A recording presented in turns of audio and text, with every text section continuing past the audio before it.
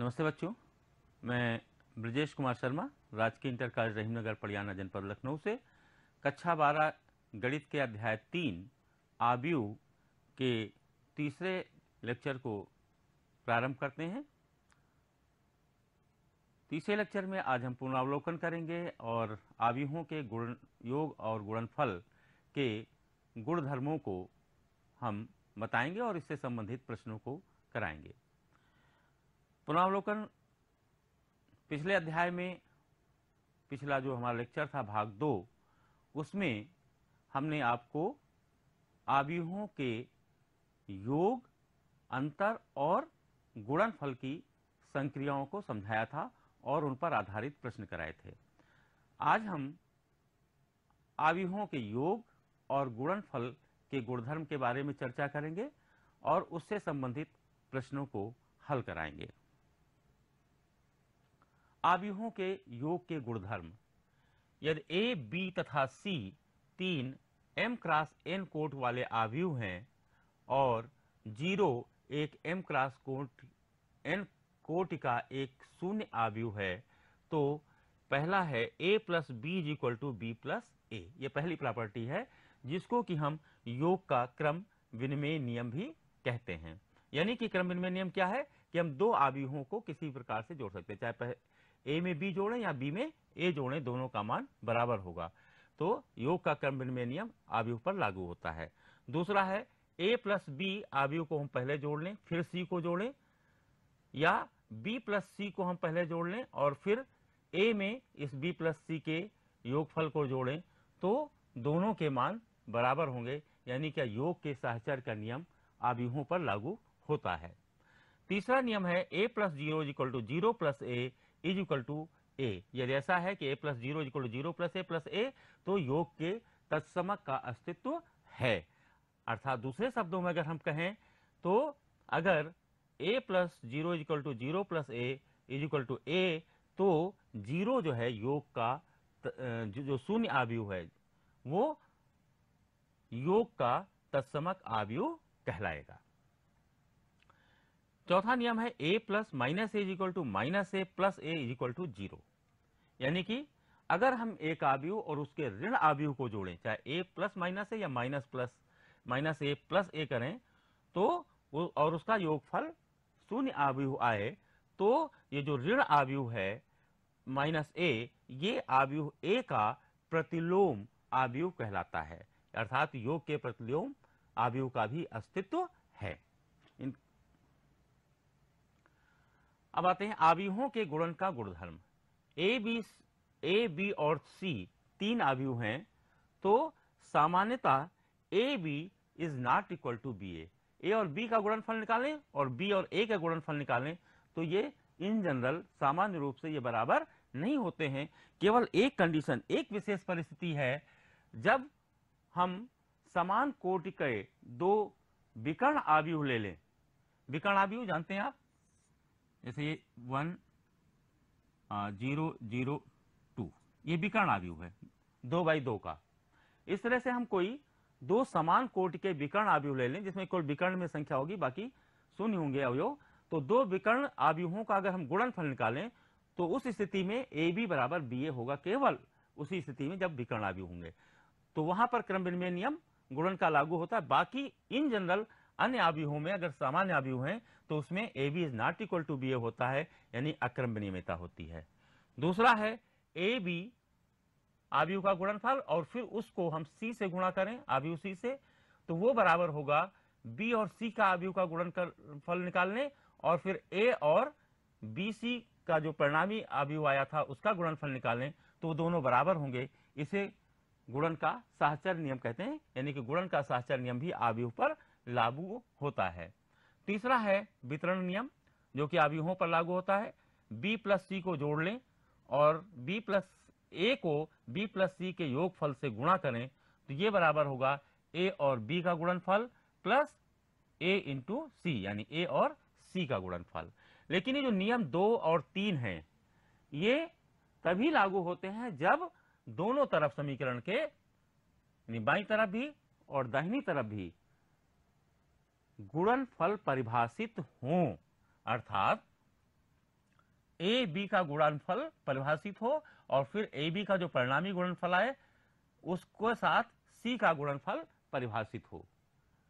तो इन दोनों में 2 और 3 ये जो दोनों नियम है ये तभी लागू होंगे जब लेफ्ट हैंड साइड और राइट हैंड साइड दोनों में गुणनफल परिभाषित हों। वितरण के नियम जैसे A B plus C equal to A B plus C है, इसको हम ऐसे भी अगर हम दाहिने साइड से इसको करना चाहें तो भी वितरण का नियम हमारा लागू हो जाएगा, A into C plus B into सी।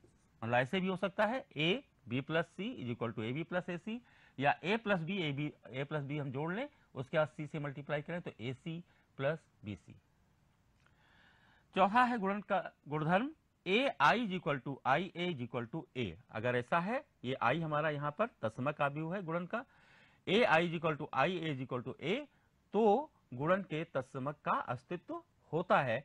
अर्थात हम दूसरे भाषा में कहें, दूसरे शब्दों में कहें तो प्रत्येक वर्ग आव्यूह ए के लिए समान कोटि का एक आव्यूह आई है, और A I is equal to A I is equal to A है, तो आई जो है वो गुणन का तत्समक आव्यूह कहा जाएगा। आइए अब इससे संबंधित हम प्रश्न करते हैं। जो पुनरावलोकन में बात की थी कि हमने पिछले लेक्चर पढ़ाया था आपको योग, अंतर और गुणनफल, उसी का एक अभ्यास और करते हैं। इस प्रश्न को हल करते हुए यहाँ पर हम तत्समक गुणन के तत्समक आव्यूह का भी उपयोग करेंगे। तो देखिए a बराबर है 1 3 2 4 और f x equal to x square minus 3x plus 2, तो एफ ए का मान ज्ञात कीजिए। इसको हल करना है तो देखिए एफ ए ज्ञात करना है तो एक्स ये पर ए लिख दें तो f a is equal to यहाँ हो जाएगा ए लिख देंगे ए स्क्वायर माइनस 3a प्लस 2, लेकिन जब आव्यूह के रूप में लिखेंगे तो ये आ जाएगा 2i। अब हम इसको समीकरण 1 मान लें। अब हम ए स्क्वायर निकाल लें, 3a निकाल लें, 2i निकाल लें और उसके बाद इन सबको जोड़ घटा लें तो ये प्रश्न मुझे हल हो जाएगा, नहीं एफ ए का मान ज्ञात हो जाएगा। तो सबसे पहले ए स्क्वायर निकालते हैं। A square is equal to A into A, that is 1 3 2 4 into 1 3 2 4, ऐसे गुणा करेंगे पहले पंक्ति के अवयवों को पहले स्तंभ के अवयवों से गुणा, यानी कि एक एकम एक, एक और एक का गुणा हुआ, प्लस 3 का गुणा 2 से 3 दूनी 6, फिर पहली पंक्ति दूसरे स्तंभ से गुणा, 1 को 3 से गुणा करेंगे 3, प्लस 3 को 4 से गुणा करेंगे 3 चौको 12। ठीक, अब इसके बाद में दूसरी पंक्ति के अवयवों को पहले स्तंभ से गुणा करेंगे, फिर उनको जोड़ेंगे, 2 को 1 से गुणा 2, प्लस 4 को 2 से गुणा 4 दूनी 8, ये पहला अवयव आ गया दूसरी पंक्ति का। फिर दूसरी पंक्ति के दूसरे अवयव के लिए क्या करेंगे, दूसरी पंक्ति के अवयवों को दूसरे स्तंभ के संगत अवयवों से गुणा कर देंगे, 2 से 3 को गुणा किया 2 3 6, प्लस 4 को 4 से गुणा किया 4 चौक 16, ये आ गया हमारे पास 1 6 7 12 3 15 8 2 10 और 16 6 22, ए स्क्वायर आ गया। अब 3a 3 इंटू ए 1 3 2 4, एक अदिश से आव्यूह को गुणा करना है। तो अदिश से जब आव्यूह को गुणा करते हैं तो अदिश से आव्यूह के सभी अवयवों को गुणा कर दिया जाता है। तो 3 से 1 को गुणा करेंगे 3, 3 से 3 को गुणा करेंगे 9, और फिर 3 को 2 से गुणा करेंगे 6, फिर 3 को 4 से गुणा करेंगे 12, ये 3a आ गया। Now 2i, 2i is equal to 2 और i होता है 1 0 0 1, ये 2/2 मैट्रिक्स का जो है तत्समक आव्यूह है। तो इसमें भी अदिश राशि से इसको गुणा होना है, तो ये 2 से अंदर सभी अवयवों गुणा हो जाएगा, 2 एकम 2 2 शून्य 0 2 शून्य 0 2 एकम 2। अब मुझे 2i भी मिल गया, 3a भी मिल गया और a स्क्वायर भी मिल गया। इसको हम समीकरण 1 में ये सारे मान रख देंगे। तो समीकरण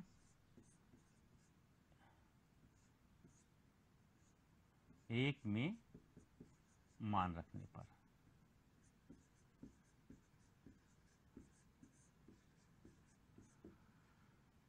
F a is equal to a square. A square हमारा ये मैट्रिक्स आई है 7, 15, 10, 22 माइनस 3a। 3a आई है ये मैट्रिक्स हमारी 3, 9,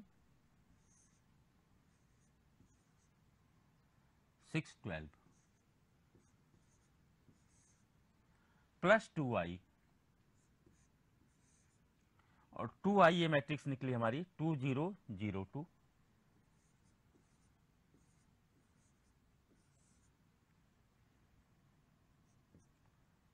पहले हम घटा लेते हैं। 7 से 3 घटा देंगे 4 आएगा, 15 से 9 घटाएंगे 6 आएगा, 10 से 6 घटाया 4 आ गया और 22 से 12 घटाया तो 10 आ गया। इन दोनों मैट्रिक्स के संगत अवयवों को हमने आपस में घटा दिया।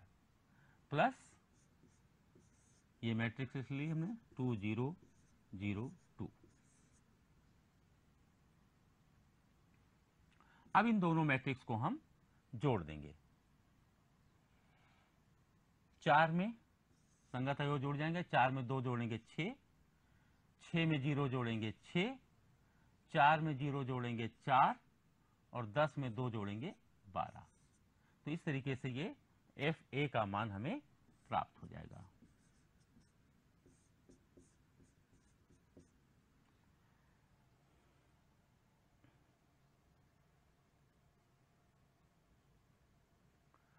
एक और प्रश्न करते हैं।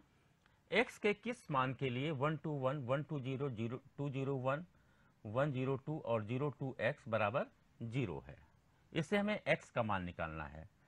अगर हम इसको a मैट्रिक्स मान लें, इसको b मैट्रिक्स मान लें, इसको c मैट्रिक्स मान लें, तो हमें दिया हुआ है a b c is equal to 0। अब इनको गुणा करने के लिए साचर नियम के अनुसार चाहे हम a और b को गुणा करके बाद में c से करें या a b और c का पहले गुणा कर लें फिर हम a से गुणा करें, साचर नियम के अनुसार दोनों सही हैं। तो हम पहले a b को हम गुणा कर लेंगे और फिर जो गुणनफल प्राप्त होगा उससे हम c को गुणा करेंगे। तो a b पहले निकालते हैं।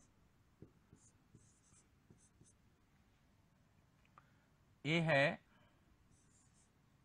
1, 2, 1, ठीक, और b है 1, 2, 0, 2, 0, 1 और 1, 0, 2। इन दोनों को गुणा करना है।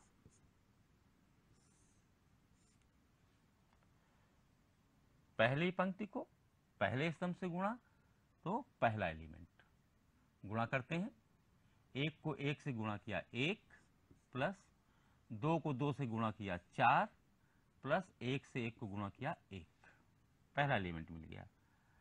अब पहली पंक्ति को दूसरे स्तंभ से गुणा करेंगे तो दूसरा एलिमेंट मिलेगा, यानी 1 को 2 से गुणा किया 2, फिर 2 को 0 से गुणा किया 0, 1 को 0 से गुणा किया 0, इनको जोड़ दिया आपस में।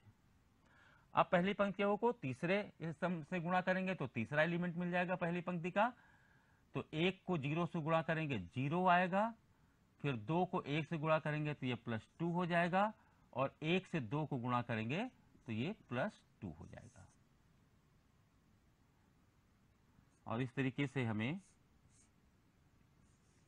ये मिल गया 4, 1, 5, 1, 6, 2 और 2, 2, 4, ये मैट्रिक्स मिल गई। अब ए बी को हमें सी से गुणा करना है।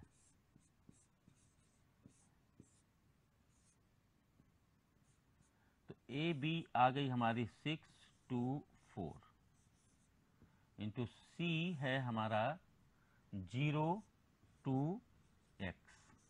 इन दोनों को गुणा करना है। देखिए इसमें 1 2 3 स्तंभ है और इसमें 1 2 3 पंक्तियां हैं, गुणनफल संभव है, तो इसका हम गुणा कर लेते हैं।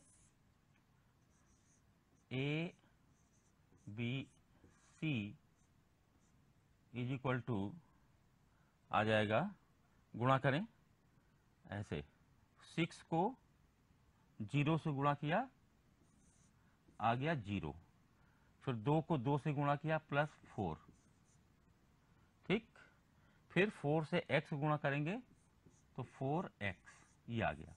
और ए बी सी बराबर है 0 के, यानी ये 0 मैट्रिक्स है हमारी, ठीक। तो ये 0 में 4 जोड़ेंगे 4 + 4x ही रहेगा और ये है हमारा 0 मैट्रिक्स। तो ये अवयव बराबर होगा, यानी 4 + 4x इज इक्वल टू 0, और 4 को उधर ले जाएं, 4x इज इक्वल टू -4, तो x इज इक्वल टू -1। इस तरह से x का मान निकल आया। आइए एक और प्रश्न हल करते हैं। यदि a इज इक्वल टू 3 - 4 1 - 1, तो सिद्ध कीजिए 1 power n is equal to 1 + 2n -4n n 1 - 2n, जहां n एक धन पूर्णांक है। इस प्रश्न को हम गणितीय आगमन के सिद्धांत से हल करेंगे। इसके लिए माना a की power n is equal to 1 + 2n n -4n 1 - 2n, ये जो है दिया गया कथन Pn है। अब n इज इक्वल टू 1 के लिए हम सिद्ध करेंगे P1 यानी कि n इज इक्वल टू 1 के लिए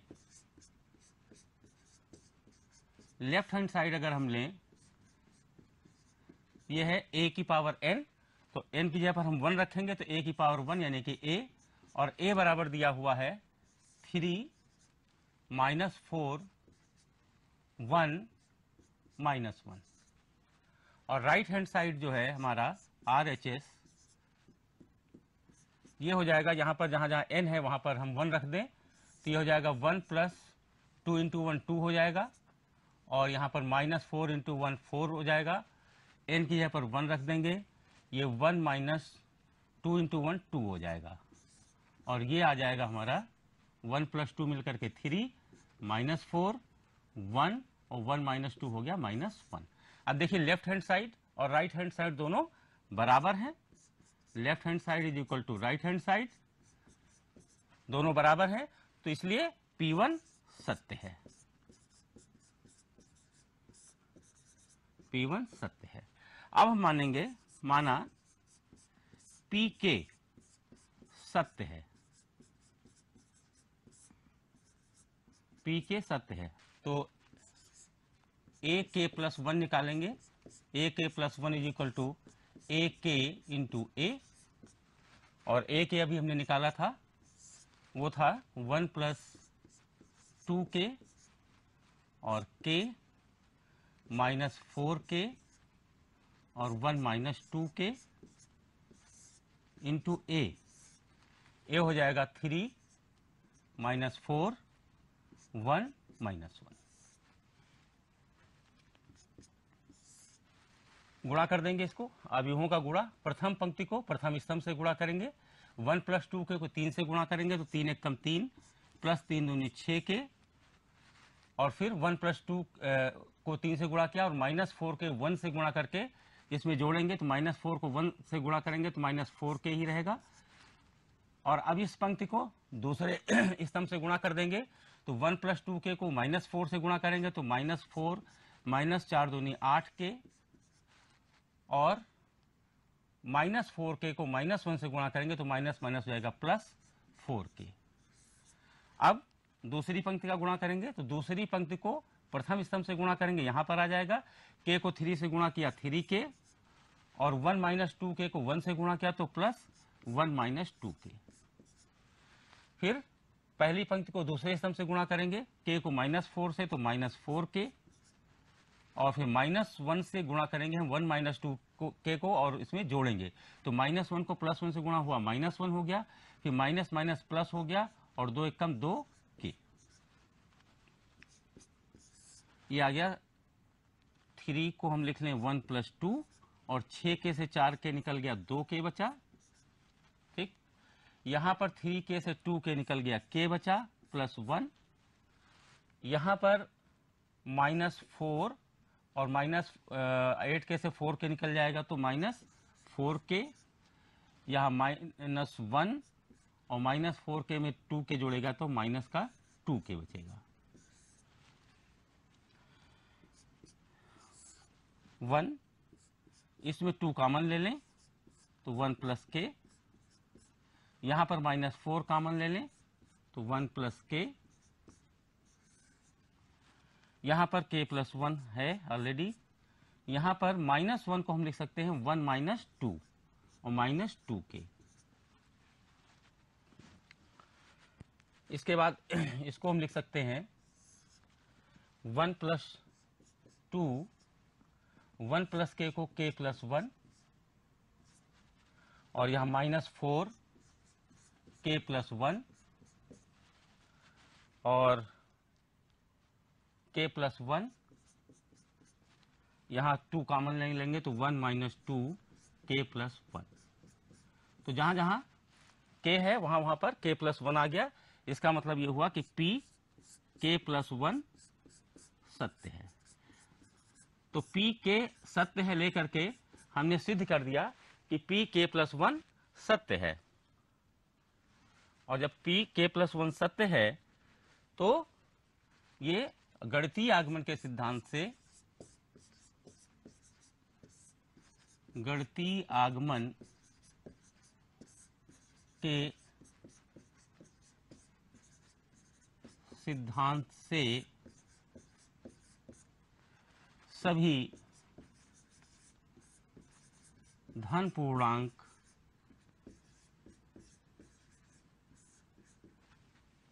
n के लिए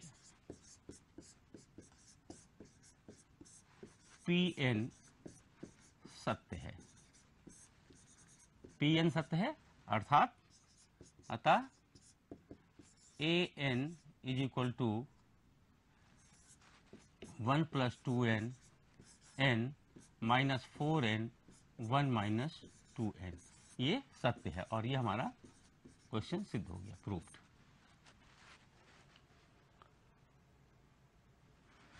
गृह कार्य पहला ये प्रश्न है a = 0 - tan x/2 tan x/2 0 तथा i कोटि 2 का एक तत्समक आव्यूह है तो सिद्ध कीजिए i + a = i - a cos x - sin x sin x cos x।